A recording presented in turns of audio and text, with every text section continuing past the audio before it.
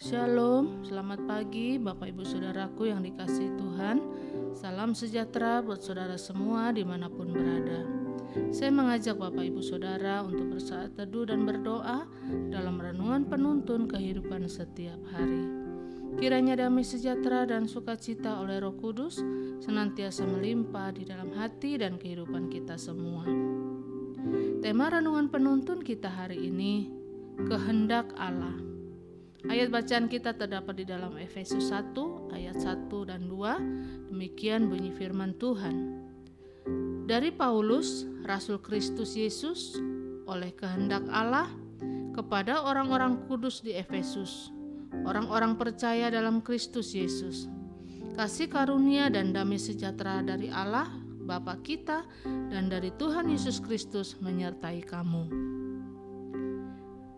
Bapak Ibu Saudaraku yang dikasihi Tuhan, sudah berapa lama kita menjadi orang Kristen dan seberapa sering kita berada di gereja? Tetapi harus kita jujur bahwa sulit sekali untuk kita mengerti kehendak Allah. Terkadang banyak juga orang yang sudah lama melayani Tuhan, tetapi tidak mengerti kehendak Allah dalam hidupnya. Sehingga ada banyak orang Kristen, bahkan banyak pelayan Tuhan, tetapi iri kepada keberhasilan orang lain. Saudaraku yang dikasihi Tuhan, dalam ayat 1 dikatakan dari Paulus, oleh kehendak Allah, kepada orang-orang kudus di Efesus. Jadi Paulus mengerti betul posisinya sebagai Rasul Kristus, bukan karena manusia, bukan karena keinginannya sendiri, tetapi oleh kehendak Allah. Saudaraku, sebagai orang percaya, kita juga perlu mengerti kehendak Allah dalam kehidupan kita. Dan apa yang perlu kita pahami tentang kehendak Allah dalam hidup kita? Inilah yang menjadi pelajaran penting bagi kita sebagai orang percaya. Yang pertama, kita perlu mengerti kehendak Allah dalam rancangan keselamatan seluruh dunia ini. Jadi Allah punya rancangan global terhadap dunia ini. Kita perlu mengerti kehendak Allah di mana posisi kita berada saat ini. Kita bukan sekedar orang yang hidup asal hidup. Yesus berkata, "Aku datang untuk memberi domba-dombaku hidup dan hidup dalam kelimpahan." Apa artinya hidup dalam kelimpahan? Bukan berarti kita semua harus menjadi orang yang paling kaya. Tidak, tetapi kita hidup dan memahami untuk apa kita hidup. Kita hidup dan hidup kita menjadi hidup yang berguna. Itulah kehendak Allah atas hidup kita. Jadi kita harus tahu posisi kita di mana dan sebagai apa. Dan yang kedua, apa yang perlu kita mengerti tentang kehendak Allah? Kita perlu mengerti kehendak Allah dalam rancangan perluasan kerajaan Allah di muka bumi ini. Jadi setelah kita mengerti keselamatan secara global bagi dunia ini, maka kita perlu mengerti kehendak Allah tentang rancangan perluasan kerajaan Allah di muka bumi ini. Bukan sekedar keselamatan kita sekarang, tetapi kita tahu bahwa ada pekerjaan Tuhan yang harus sama-sama kita luaskan. Misalnya lewat kesetiaan kita dalam pelayanan, misalnya di kantor atau dimanapun kita berada, dimanapun kita bekerja, ada beberapa orang percaya. Di situ mulailah kita adakan doa bersama, ibadah bersama.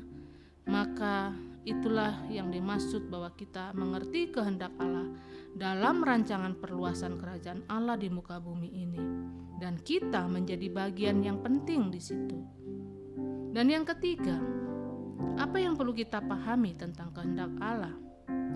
Kita perlu mengetahui kehendak Allah dalam rancangan damai sejahtera bagi masing-masing pribadi kita. Allah punya rancangan damai sejahtera bagi masing-masing kita, tetapi kita perlu mengerti kehendak Allah atas hidup kita. Ada banyak orang punya mimpi dan cita-cita yang tinggi dalam hidupnya, tetapi dia hidup dengan kemalasan. Jadi bagaimana mungkin dia dapat meraih cita-citanya? Jadi bagaimana mungkin dia dapat meraih cita-citanya dan hidup dengan sejahtera? Karena orang yang malas tidak akan mendapat apa-apa, kata firman Tuhan. Ingat, waktu kita hidup malas, itu berarti kita sedang menghancurkan rancangan Allah dalam hidup pribadi kita. Karena itu Bapak Ibu Saudaraku yang dikasihi Tuhan, sebagai orang percaya kita harus tahu posisi kita di mana. Waktu kita mengerti posisi kita di mana, kita melakukan firman Tuhan, dan waktu kita melakukan firman Tuhan, maka terang Kristus akan terjadi lewat hidup kita. Damai sejahtera, berkat Allah semakin berkelimpahan dalam hidup kita, dan langkah hidup kita akan selalu mengalami kemenangan, keberhasilan, dan mujizat yang luar biasa. Amin.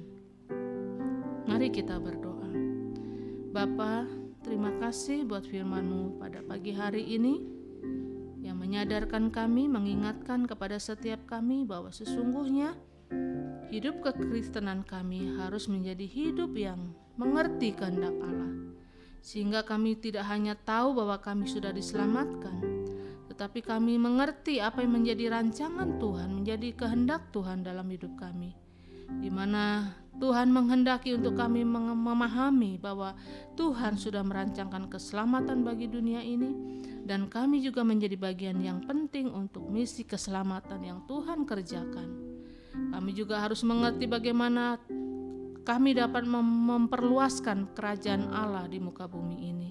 Karena itu pakai setiap kami anak-anak-Mu Tuhan, untuk menjadi alat di dalam tangan-Mu dimanapun Tuhan tempatkan kami, untuk kami boleh menjadi saksi Tuhan, kami boleh menjadi pelayan Tuhan, menjadi alat dalam tangan Tuhan, untuk memenangkan banyak jiwa bagi kemuliaan nama Tuhan.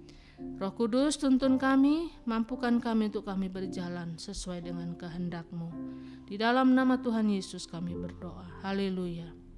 Amin. Kiranya berkat yang sempurna dari Allah Bapa kita, kasih karunia dari Tuhan Yesus Kristus, dan persekutuan yang indah dengan Roh Kudus menyertai kita semua dari sekarang ini dan sampai selama-lamanya. Maju terus dalam tuntunan Tuhan, tetap semangat.